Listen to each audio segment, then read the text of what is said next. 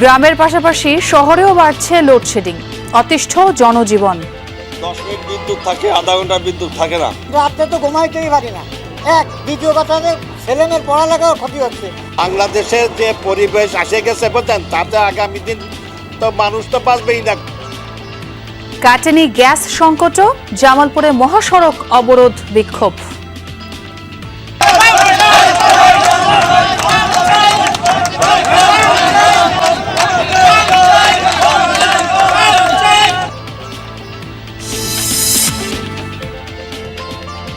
হবিগঞ্জে vote কেন্দ্র নজরদারির ক্যামেরাকে নেয় অনিয়মের অভিযোগ। 4টি ক্যামেরার দাম দেখানো হয় প্রায় $250,000 টাকা।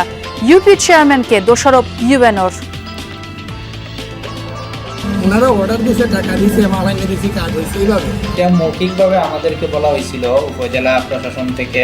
পিওনা সব আমরা ও পাস করে দিয়ে দিচ্ছে, আর তোদের ক্ষেত্রে তো আমরাই করার লাগছে যে লাগাইয়া।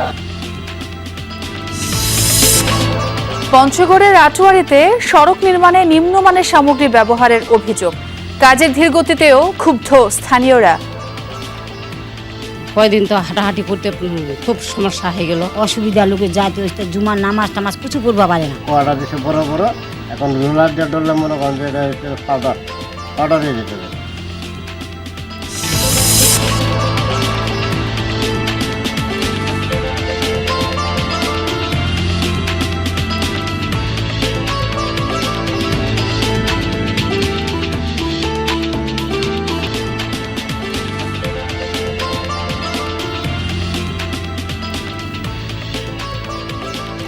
আমন্ত্রণ সংবাদ সারাদেশে, সঙ্গে আছে আমি ছোঁয়া খন্দকার। আর এতক্ষণ শিরোনাম দেখছিলেন।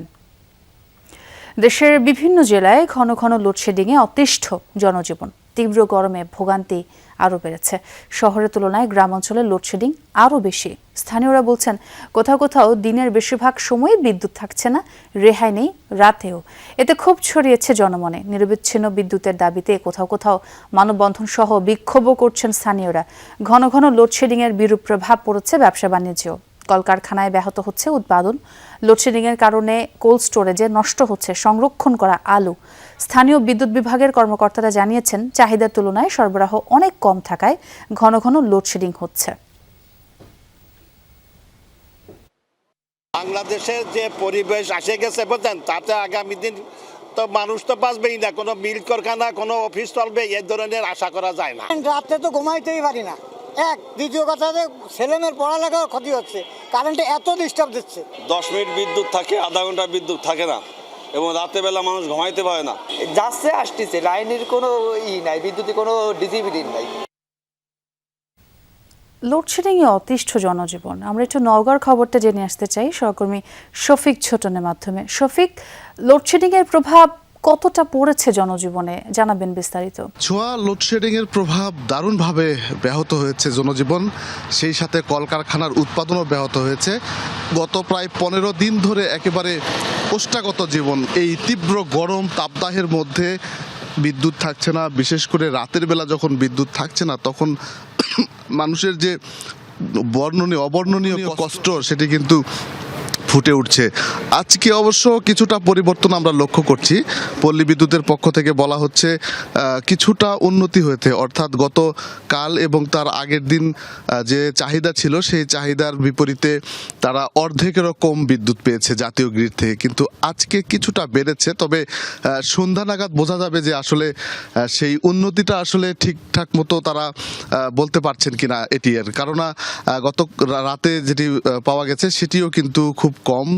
চাহিদা ছিল প্রায় 9 মেগাওয়াটের মতো, সেখানে বিদ্যুৎ পাওয়া গেছে 6 মেগাওয়াট। এরকম আমরা এই স্টেশনে এসে শুনেছি। আমি এই মুহূর্তে বদলগাছি পল্লী বিদ্যুৎ একটি স্টেশনে রয়েছে। এখানকার কর্মকর্তারা বলছেন, গত কয়েকদিন ধরে আসলে যে পরিস্থিতি বিরাজ করেছে সেটি আসলে চরম ভোগান্তি। যারা ভোক্তা আছেন বা যারা গ্রাহক আছেন তারা অভিযোগ করছেন প্রতিনিয়ত তাদেরকে আসলে চাহিদা মতো বিদ্যুৎ সরবরাহ করা যাচ্ছে না। এটি নিয়ে আসলে যদিও ভোক্তা পর্যায়ে দারুণ ক্ষোভ তৈরি হয়েছে এবং গত পরশুদিন নওগাঁ শহরে একটি মানববন্ধন হয়েছে। এরপরে বিভিন্ন সাব স্টেশন এবং বিদ্যুৎ কেন্দ্রগুলোতে বাড়তি নজরদারি, বাড়তি নিরাপত্তা ব্যবস্থা গড়ে তোলা হয়েছে। কেননা ভোক্তা এবং গ্রাহকরা ক্ষুব্ধ হয়েছেন যে কোনো সময় অপ্রীতিকর ঘটনা ঘটতে পারে, সেই আশঙ্কায় এই বিদ্যুৎ কেন্দ্রগুলোতে বাড়তি সতর্কতা নেওয়া হয়েছিল। এবং ভোগান্তি চরমে সেটি জানাচ্ছিলেন আপনি শফিক, অনেক ধন্যবাদ আপনাকে। মাসখানেক ধরেই গ্যাস সংকটে সারা দেশ। গত বৃহস্পতিবার থেকে পরিস্থিতি কিছুটা স্বাভাবিক হলেও এলএনজি সরবরাহ কমে যাওয়ায় আবারও সংকট তীব্র হয়েছে। এতে পরিবহন, শিল্প কারখানা ও আবাসিক গ্রাহকদের ভোগান্তি পোহাতে হচ্ছে। চট্টগ্রাম, গাজীপুর, নারায়ণগঞ্জ সহ বিভিন্ন স্থানে ফিলিং স্টেশনগুলোতে ঘন্টা পর ঘন্টা অপেক্ষা করেও মিলছে না কাঙ্ক্ষিত গ্যাস। ফিলিং স্টেশনগুলোতে যানবাহনের দীর্ঘ লাইন, বিপাকে সিএনজি চালিত অটোরিকশা ও ব্যক্তিগত গাড়ির চালকরা। গ্যাসের চাপ কম থাকায় ভোগান্তি পোহাতে হচ্ছে আবাসিক গ্রাহকদের। দ্রুত গ্যাস সংকট সমাধানের দাবি জানিয়েছেন তারা। প্রভাব পড়েছে শিল্প খাতেও। অনেক শিল্প প্রতিষ্ঠান স্বাভাবিক সক্ষমতায় উৎপাদন চালাতে পারছে না, বিপাকে ব্যবসায়ীরা। কালকে 11:30 বাজে আমরা পাম্পে আসি, পুরোটা দিন গেছে গা, পুরোটা রাত গেছে গা, এখনও আসি, এখনও গ্যাস পাইনি। 2 দিন পরে আসলাম পাম্পে, দেখি আগে কোনো খবর পাই নাই। এখন দেখতেছি কি পাম্প বন্ধ। লালপলে দেখলাম এও বন্ধ, এখানে দেখলাম এও বন্ধ। ড্রাইভারদেরকে যারা কষ্ট দিতেছে, এইভাবে শত শত যাত্রীকে কষ্ট দিতেছে, ভোগান্তিতে রাখছে। আল্লাহর গজব পুঁজি পড়ে না তাদের উপরে। দর্শক, যেমনটি বলছিলাম, গ্যাস সংকটের কারণে শিল্প কলকারখানার বিভিন্ন উৎপাদন ব্যাহত হচ্ছে। আমরা একটু নরসিংদীর খবর জেনে আসতে চাই। আমার সহকর্মী খোঁজখবর রাখছেন আইয়ুব খান সরকার। আইয়ুব, শিল্প কারখানায় গ্যাস সংকটের প্রভাব কতটা পড়েছে? উৎপাদন ব্যাহত হচ্ছে, যারা সংশ্লিষ্ট রয়েছেন তারা কি বলছেন এ ব্যাপারে? ছোয়া মঙ্গলবার সন্ধ্যা থেকে কিন্তু আসলে গ্যাসের চাপটা কমতে শুরু করেছে এবং আমরা তিতাস কর্তৃপক্ষের সাথে যেটা কথা বলে জেনেছি যে আসলে বর্তমানে গ্যাসের চাপ আছে 15 থেকে 20 PSI।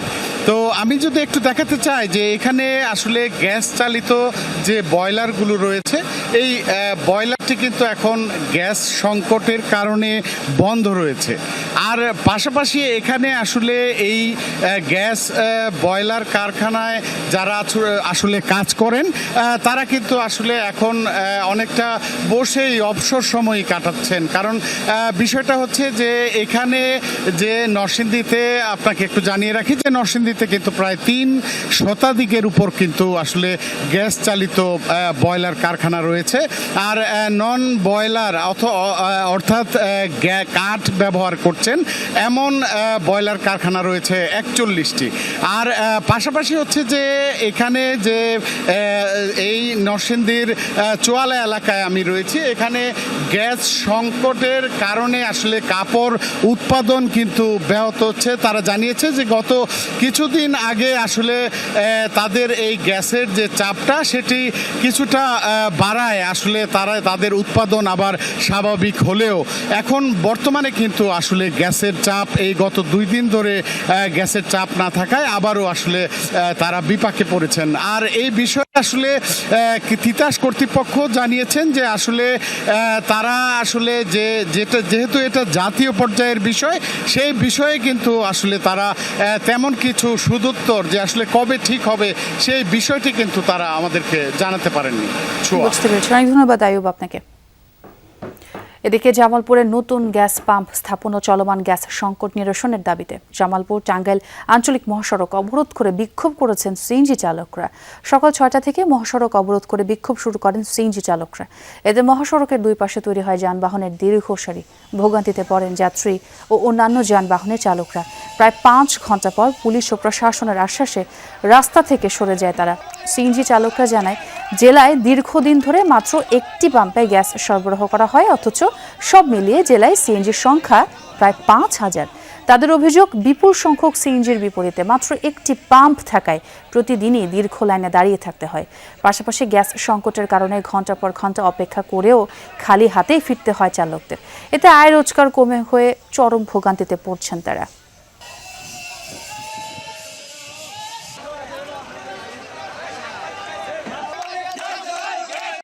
5টা বাজে পাম্পে আসে লাইনে গ্যাস নিতে বেলা 3টা থেকে 4টা বাজে জায়গা। ওই টাইমে পাম্পে থেকে বের হয়ে আমরা কামাই করবো কখন, সংসার চালাবো কখন? 3 কিলো রাস্তা গেছে গা পিছনে। আজকে আমরা 450 টাকা জমা দিয়ে আমরা গাড়ি চালাই। আজকে আমরা 1 সপ্তাহ ধরে আমরা মালিকের জমা দিতে পারতেছি না, এর জন্য 1 পয়সা পড়ছি। এই যে আপনি তারপরে যে নুন গুনে নেওয়া হয়েছি, তাগর চাপ, এত চাপ আমরা কই দেবো? রংপুরে নিজ অটোরিকশা গ্যারেজ থেকে মালিকের মরদেহ উদ্ধার করেছে পুলিশ। সকালে নগরের আনসারের মোড়ে গ্যারেজের তালা ভেঙে মরদেহ উদ্ধার করা হয়। নিহত আব্দুর রহমান ওই এলাকার বাসিন্দা। পুলিশ জানায় রাতে দুর্বৃত্তরা আব্দুর রহমানের মাথায় আঘাত করে হত্যা করে। পরে মরদেহ গ্যারেজে রেখে বাইরে তালা লাগিয়ে চলে যায়। এ সময় তার কাছে থাকা টাকাও নিয়ে যায় তারা। মরদেহ ময়নাতদন্তের জন্য হাসপাতালের মর্গে পাঠানো হয়েছে। হত্যাকাণ্ডে জড়িতদের আইনের আওতায় আনতে কাজ চলছে বলেও জানিয়েছে পুলিশ। ত্রয়োদশ জাতীয় সংসদ নির্বাচন সুষ্ঠু ও নিরপেক্ষ করতে প্রতিটি ভোট কেন্দ্র নজরদারির আওতায় আনতে সিসিটিভি ক্যামেরা স্থাপন করে নির্বাচন কমিশন। কিন্তু হবিগঞ্জের বানিয়াচংয়ে সেই উদ্যোগ বাস্তবায়নের নথি ঘেঁটে মিলেছে বিস্ময়কর কিছু তথ্য। একদিকে কমিশনের বরাদ্দে ৬টি সিসিটিভি ক্যামেরা ও প্রয়োজনীয় আনুষঙ্গিক যন্ত্রপাতি কেনা হয়েছে মাত্র ৩২,৮০০ টাকায়। অন্যদিকে স্থানীয় বরাদ্দে ৪টি ক্যামেরা কিনতেই ব্যয় দেখানো হয়েছে ৪০ থেকে ৫৭,০০০ টাকা। এই হিসেবে প্রায় কোটি টাকার হেরফের। কার নির্দেশে হয়েছে এসব কেনাকাটা? কেনই বা পণ্যের দামে এমন পার্থক্য? আরও জানাচ্ছেন সহকর্মী প্রদীপ দাস সাগর। ত্রয়োদশ জাতীয় সংসদ নির্বাচনে হবিগঞ্জের ৬৪৭টি ভোট কেন্দ্রের মধ্যে ২১৩টি নির্বাচন কমিশনের বরাদ্দে সিসিটিভি নজরদারির আওতায় আনা হয়। প্রতিটি কেন্দ্রের জন্য ৬টি CCTV camera, hard disk, monitor, DVR সহ প্রয়োজনীয় যন্ত্রপাতির বরাদ্দ দেওয়া হয় ৩২,৮০০ টাকা। সব মিলিয়ে বরাদ্দের পরিমাণ প্রায় ৭০ লাখ। বাকি ৪৬১টি কেন্দ্র স্থানীয় ব্যবস্থাপনায় সিসিটিভির আওতায় আনার সিদ্ধান্ত হয়। বানিয়াচং উপজেলায় ভোট কেন্দ্র ছিল ১০৬টি। এর মধ্যে ৩৫টি কেন্দ্রে সিসিটিভি বসানো হয় নির্বাচন কমিশনের বরাদ্দে। বাকি ৭১ কেন্দ্রের মধ্যে ৬৬টির জন্য বরাদ্দ দেওয়া হয় ইউনিয়ন উন্নয়ন সহায়তা খাত থেকে প্রায় ৩১.৫ লাখ টাকা। নথি অনুযায়ী প্রতিটি কেন্দ্রে বসানো হয় মাত্র ৪টি সিসিটিভি ক্যামেরা। তবুও ব্যয় দেখানো হয় ৪০,০০০ থেকে ৫৭,০০০ টাকা পর্যন্ত। অথচ সরকারি বরাদ্দে ৬টি ক্যামেরা সহ একই যন্ত্রপাতির জন্য খরচ হয়েছে এর চেয়ে ১৬,০০০ টাকা কম। একই জেলায় একই সময়ে একই উদ্দেশ্যে কেনা হয়েছে সিসিটিভি ক্যামেরা, কিন্তু 6টি ক্যামেরার চেয়ে 4 ক্যামেরা কিনতে ব্যয় বেশি কেন? সংশ্লিষ্ট ইউপি চেয়ারম্যানদের দাবি, উপজেলা নির্বাহী কর্মকর্তার নির্দেশেই তারা মালামাল কিনেছেন। এটা মৌখিকভাবে আমাদেরকে বলা হয়েছিল উপজেলা প্রশাসন থেকে, ওই যে কি ছিলেন স্টাফ ছিলেন, উনি বলছিলেন যে 4টা করে ক্যামেরা দিয়ে দিবেন।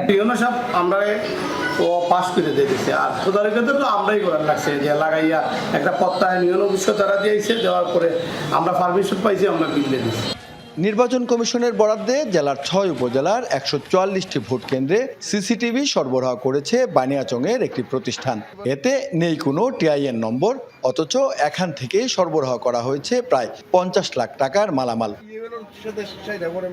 প্রশ্ন উঠছে, সরকারি অর্থে এত বড় কেনাকাটার আগে প্রতিষ্ঠানের সক্ষমতা, কর নিবন্ধন কিংবা প্রয়োজনীয় কাগজপত্র যাচাই করা হয়েছিল কিনা। ওনারা অর্ডার দিছে, টাকা দিছে, মাল এনে দিছি, কাজ হয়েছে এইভাবে। কাজটা তো এইভাবে নাই, এমন না যে আমি টেন্ডার নিছি বা আমি ওনাদের কাছে কন্ট্যাক্ট করেছি। সরবরাহকৃত সিসিটিভি ক্যামেরা ও আনুষঙ্গিক জিনিসপত্রের দাম যাচাইয়ে দেখা যায়, স্থানীয়ভাবে গড়ে ৪৮,০০০ টাকায় যা কেনা হয়েছে তার বাজার মূল্য সরকারি ভ্যাট ট্যাক্স সহ ২২,০০০-এর বেশি নয়। সেট আপ সহ আপনার ভ্যাট ট্যাক্স মিলিয়ে সবগুলো আসবে ২২,০০০ টাকার মতো বর্তমান প্রাইস। এবং এটা যদি আবার ৬ ক্যামেরা দেওয়া হয়, সার্ভিস টার্ভিস সহ ৩০-৩২,০০০ টাকার মধ্যে চলে আসবে। ভোট কেন্দ্র হিসেবে ব্যবহৃত বিদ্যালয়ে গিয়ে দেখা যায়, ক্যামেরা স্থাপন হলেও বিদ্যালয় কর্তৃপক্ষের কাছে নেই কোনো ধরনের নথিপত্র। শিক্ষকরা জানান, শুধু একটি কাগজে স্বাক্ষর নেওয়া হয়েছিল। কোনো কাগজ দিছে না, শুধু একটা কাগজে এই আমার সিগনেচার নেওয়া হয়েছে, এটার মাঝে লেখা শুধু 6টা ক্যামেরা আর একটা মনিটর, আর কিছু লেখা নাই। এমন অভিযোগ নিয়ে প্রশ্ন করলে উপজেলা নির্বাহী কর্মকর্তা জানান, ক্যামেরা যদি বেশি দামে কেনা হয়ে থাকে তাহলে তার দায় সংশ্লিষ্ট ইউনিয়ন পরিষদ চেয়ারম্যানদের। অডিটে কোনো অনিয়ম ধরা পড়লে প্রয়োজনীয় ব্যবস্থা নেওয়া হবে। আমাদের উপজেলা পরিষদের আসলে কোনো লিঙ্ক নেই আর কি। যে লিঙ্কটা, এটা হচ্ছে ইউনিয়ন পরিষদ প্রকল্প গ্রহণ করবে, এটার যাবতীয় ব্যয় ইউনিয়ন পরিষদ করবে এবং এটার অডিট যা আছে সবকিছু হচ্ছে ইউনিয়ন পরিষদ ফেস করবে। সচেতন নাগরিকদের প্রশ্ন, একই যন্ত্রপাতির দামে এত পার্থক্য কেন? কেন একটি টিআইএন বিহীন প্রতিষ্ঠানের মাধ্যমে লাখ লাখ টাকার মালামাল সরবরাহ করা হলো? ঢাকা থেকে আমার মনে হয় অনেক কম দামে এই জিনিসগুলো কেনা যেত, কিন্তু এইখানে সেই বানিয়াচংয়ের একটা ছোট্ট দোকান থেকে এই ক্যামেরাগুলো কেনা মানেই হচ্ছে যে আলোচনাটা বানিয়াচুঙ্গেই হয়েছে এবং আলোচনার যারা কুশীলভ ছিলেন তারা সবই এইটার মধ্যে সুবিধাভোগী। এ ব্যাপারে জানতে জেলা প্রশাসকের সাথে যোগাযোগ করা হলে তিনি ক্যামেরায় কথা বলতে রাজি হননি। তবে মুঠোফোনে জানান অভিযোগ পেলে প্রয়োজনীয় ব্যবস্থা নেওয়া হবে। অভিযোগ যদি পাই আমরা অবশ্যই এটা খতিয়ে দেখবো, এটা তো ছাড় দেওয়ার কোনো সুযোগ নেই। ভোট কেন্দ্রে সিসিটিভি স্থাপনের উদ্দেশ্য ছিল নির্বাচনকে আরও স্বচ্ছ ও নিরাপদ করা, কিন্তু সেই প্রকল্পের কেনাকাটা ঘিরে এখন উঠছে একের পর এক প্রশ্ন। এসব ঘটনায় সরকারি অর্থের যথাযথ ব্যবহার হয়েছে কিনা কিংবা কোনো অনিয়ম ঘটেছে কিনা সেটি নির্ধারণ করবে সংশ্লিষ্ট তদন্ত সংস্থা। তবে নথিপত্র আর মাঠ পর্যায়ের অনুসন্ধানে উঠে আসা এসব প্রশ্নের স্বচ্ছ ও নিরপেক্ষ তদন্ত এখন সময়ের দাবি। প্রদীপ দাস সাগর, যমুনা নিউজ, হবিগঞ্জ। পঞ্চগড়ের আটোয়ারিতে সড়ক নির্মাণে অনিয়মের অভিযোগ উঠেছে। স্থানীয়দের দাবি সড়কে নিম্নমানের নির্মাণ সামগ্রী ব্যবহার, কাজের ধীরগতি এবং কালভার্ট নির্মাণে বিলম্বের কারণে চরম দুর্ভোগে পড়েছেন তারা। অভিযোগ পাওয়ার পর প্রয়োজনীয় ব্যবস্থা নেওয়া হয়েছে বলে দাবি উপজেলা প্রকৌশলের। পঞ্চগড়ের আটোয়ারী উপজেলার ধামুর ইউনিয়নের ডাঙ্গিরহাট সরকারি কলেজ এলাকায় নির্মাণ করা হচ্ছে 480 মিটার সড়ক।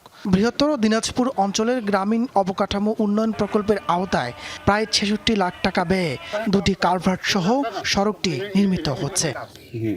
ছোট 1 নম্বর খোয়া না দে। তবে কাজের শুরু থেকেই একের পর এক অনিয়মের অভিযোগ তুলছেন স্থানীয়রা। তাদের দাবি রাস্তায় ব্যবহার করা হচ্ছে নিম্নমানের ইটের খোয়া। কয়েক মাস আগে বালুর পরিবর্তে মাটি দিয়ে কাজ শুরু হলে স্থানীয়দের আপত্তির মুখে তা সরাতে বাধ্য হয় ঠিকাদার। বড় বড় খোয়া, কয়দিন তো হাঁটাহাঁটি করতে খুব সমস্যা হয়ে গেল। খুবই ভাঙ্গা, অসুবিধা, লোকে যাইতে হচ্ছে, জুমার নামাজ টামাজ কিছু পড়বা পারে না। আবার বালু ফলাইছে, বালু ফলানোর পর আবার কোয়াটা ফলাইছে, কোয়াটা দিছে বড় বড়। এখন রোলার দিয়ে ডললে মনে করেন যে এটা হচ্ছে পাউডার হয়ে যেতে। একই প্রকল্পে কালভার্ট নির্মাণের কথা থাকলেও দীর্ঘদিন ধরে কেবল গর্ত খুঁড়ে ফেলে রাখা হয়েছে। ফলে বাধ্য হয়ে কাঠের অস্থায়ী সাঁকো দিয়ে পারাপার হচ্ছেন স্থানীয়রা। ব্রিজ কেন ভাঙে রাখছে, ভ্যান তো যাওয়া পারে না, আমরা তো ভ্যান চালাই খাই। অতি তাড়াতাড়ি সামনে যে ব্রিজটা বা কালভার্টটা হওয়ার কথা আছে যেন অতি তাড়াতাড়ি সেটা যেন হয় এবং আমাদের সন্তানদের যেন স্কুল যাতায়াত করতে অনেক সুবিধাজনক হয়। প্রকল্পটির মূল ঠিকাদার জামিদুল ইসলাম ট্রেডার্স হলেও কাজ করছেন বিপ্লব ও মিজান নামে দুই ব্যক্তি। কাজের অনিয়মের বিষয়ে নানা অজুহাত সাব কন্ট্রাক্টরের। এরকম কোন মিস্ত্রি জন্মায়নি এখনো যে খোয়া এক সমান ভাঙে এনে রেডি করবে। আমার বালুর টাকা ধরা আছে 1.5-2 লাখ টাকা, 1,60,000 টাকা দিয়ে বালু উঠানামা করে আমার টাকাটা চলে গেল। অভিযোগের বিষয়ে প্রয়োজনীয় ব্যবস্থা নেওয়া হয়েছে বলে দাবি এলজিডি কর্মকর্তার। জমি নিয়ে জটিলতায় কাজ কিছুটা বিলম্বিত হয়েছে বলে জানান তিনি। এটা যখনই আমরা খবর পেয়েছি সঙ্গে সঙ্গে ব্যবস্থা নিয়েছি এবং মাটি অপসারণ করে পরবর্তীতে বালি ফিলিংয়ের কাজ করা হয়েছে। আর উক্ত সাইটে জায়গাজনিত জটিলতার কারণে কাজে একটু দেরি হয়েছে। আর যেটা বললেন যে খোয়ার সাইজের সমস্যা, সেটা আমরা যখন খবর পেয়েছি তৎক্ষণাৎ ব্যবস্থা নিয়েছি। দুর্ভোগ লাঘবে দ্রুত কাজ শেষ করার দাবি স্থানীয়দের। তাপস সরকার, যমুনা নিউজ। নোয়াখালীর বিচ্ছিন্নদ্বীপ উপজেলা হাতিয়ায় অস্বাভাবিক জোয়ারের চাপে প্রায় বেড়ি বাঁধ ধসে প্লাবিত হচ্ছে নিম্নাঞ্চল। পানিতে তলিয়ে যাচ্ছে পুকুরের মাছ, গবাদি পশু ও জমির ফসল। প্রতি বছর দ্বীপটির চারপাশে বেড়ি বাঁধ নির্মাণ করা হলেও স্থায়ীভাবে সমস্যার সমাধান না করায় ক্ষতির মুখে পড়ছেন স্থানীয়রা। স্থায়ী বেড়ি বাঁধ নির্মাণ, নদী তীরবর্তী এলাকায় ব্লক স্থাপন এবং ঝুঁকিপূর্ণ অংশগুলো দ্রুত সংস্কারের দাবি স্থানীয়দের। জোয়ারের আঘাতে ক্ষতবিক্ষত দেশের সর্বদক্ষিণের বিচ্ছিন্ন দ্বীপ হাতিয়া। ধীরে ধীরে ছোট হচ্ছে উপজেলার বসতি। প্রায় 2100 বর্গ কিলোমিটার আয়তনের হাতিয়াকে অনেকটাই সুরক্ষিত করে রেখেছে 109 কিলোমিটারের বেড়িবাঁধ। তবে জোয়ারের তীব্রতায় প্রতি বছরই ধসে পড়ছে বাঁধের কোনো না কোনো অংশ। উপজেলার 11টি ইউনিয়নের প্রায় 20টি পয়েন্ট রয়েছে উচ্চ ঝুঁকিতে। এর মাঝেই 7.5 লাখ মানুষের বাস। সবচেয়ে বেশি দুর্ভোগে নিম্নাঞ্চলের মানুষ। লোকালয়ে পানি ঢুকে ভেসে যাচ্ছে ঘেরের মাছ, ডুবে থাকছে ফসলি জমি। থাকার জায়গা হারিয়ে নিঃস্ব হচ্ছে দ্বীপবাসী।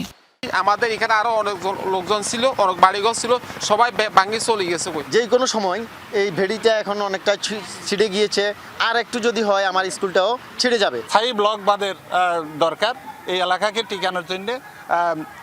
যদি এরকম টেকসই বেড়িবাঁধ না হয় তাই এই এলাকা একসময় বিলীন হয়ে যাবে। স্থানীয়দের অভিযোগ, প্রতি বছরই সংস্কার হয় বেড়িবাঁধ, লুট হয় রাষ্ট্রীয় সম্পদ, অথচ ভাগ্য বদলায় না এই অঞ্চলের মানুষের। দুর্যোগপ্রবণ উপকূলীয় এলাকায় স্থায়ী বেড়িবাঁধ চায় এলাকাবাসী। আমাদের এখানে তো প্রত্যেক বছর বেড়ি বাঁধে, এইবারে মনে সাইড বের বাইছে, এই বান্ধায় তো কোনো লাভ হইতেছে না। প্রতি বছর বেড়ি বাঁধে লাভ কি?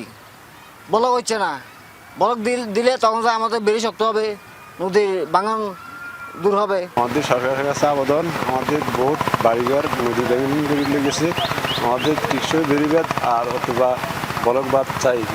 পানি উন্নয়ন বোর্ড বলছে, গেল কয়েকদিনে বেড়িবাঁধের প্রায় 1 কিলোমিটার অংশ ধসে গেছে। দ্রুত সময়ের মধ্যে সংস্কার কাজ শুরুর আশ্বাস দিয়েছে কর্মকর্তারা। ক্ষতিগ্রস্ত জায়গাগুলো ইতিমধ্যেই আমরা অস্থায়ী প্রতিরক্ষামূলক জিওটিউব দ্বারা অস্থায়ী প্রতিরক্ষামূলক কাজ বাস্তবায়ন শুরু করছি। খুব দ্রুতই আমরা এই বাঁধ মেরামতের কাজ সম্পন্ন করব। বছরের পর বছর বেড়িবাঁধ নির্মাণ ও সংস্কারের নামে রাষ্ট্রীয় অর্থের অপচয় না করে দ্বীপটির চারপাশে স্থায়ী ব্লক স্থাপনের দাবি উপকূলীয় এই জনপদের বাসিন্দাদের। তাসমিয়া বিনতে আল মরিন, যমুনা নিউজ। দর্শক, এই ছিল সংবাদ সারাদেশে। এতক্ষণ যারা সঙ্গে ছিলেন সবাইকে ধন্যবাদ।